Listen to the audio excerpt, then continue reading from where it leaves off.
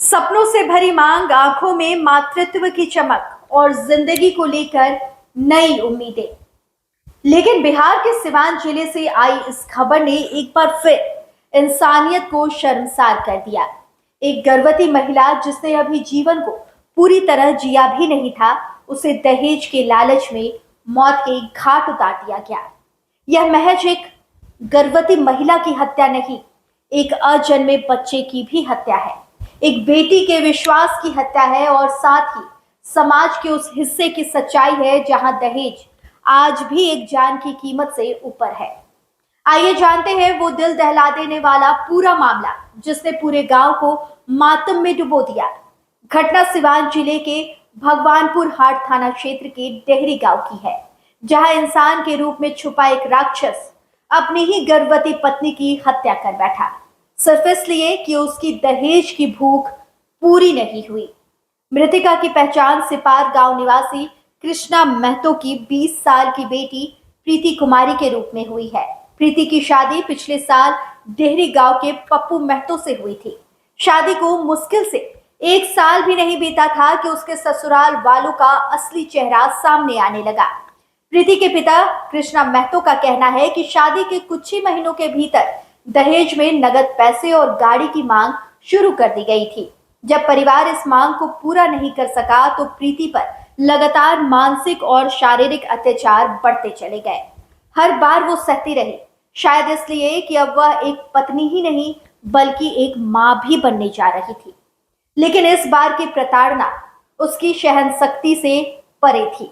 जानकारी के अनुसार उसी के पति पप्पू महतो ने उसे गर्भवती अवस्था में गला दबाकर मार डाला।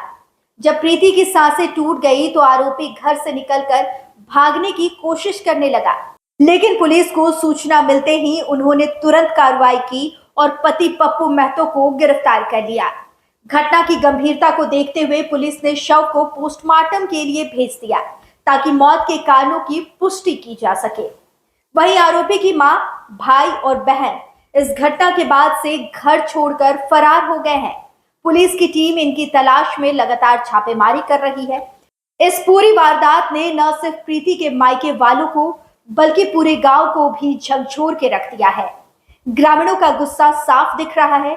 वे आरोपी परिवार को कड़ी से कड़ी सजा देने की मांग कर रहे हैं। इधर प्रीति की मां और पिता बेसूध हैं, आंखें सूख चुकी हैं, लेकिन दर्द अब भी बोल रहा है। गांव की महिलाओं का कहना है कि अगर समाज समय पर आवाज उठाता तो शायद आज प्रीति और उसका अजन्मा बच्चा दोनों जिंदा होते। स्थानीय पुलिस अधिकारियों ने लोगों को भरोसा दिलाया है कि इस मामले की निष्पक्ष जांच होगी और दोषियों को कानून के तहत सजा दिलाई जाएगी। प्रीति अब इस दुनिया में नहीं है, उसका अजन्मा बच्चा भी इस बेरहम समाज की क्रूरता का शिकार हो गया। सवाल सिर्फ इतना है कि कब तक बेटियां दहेज के नाम पर यूं ही कुर्बान होती रहेंगी, कब तक कानून का डर ऐसे दरिंदों को नहीं होगा और कब तक एक पिता को अपनी जवान बेटी का शव देखना पड़ेगा। अब वक्त है कि समाज, सिस्टम और कानून तीनों मिलकर यह साबित करें कि बेटी की जान की कीमत किसी दहेज की मांग से कहीं ज्यादा है। लाइव लगातार के वीडियो को लाइक करें, सब्सक्राइब करें और बेल आइकन को दबाना न भूलें।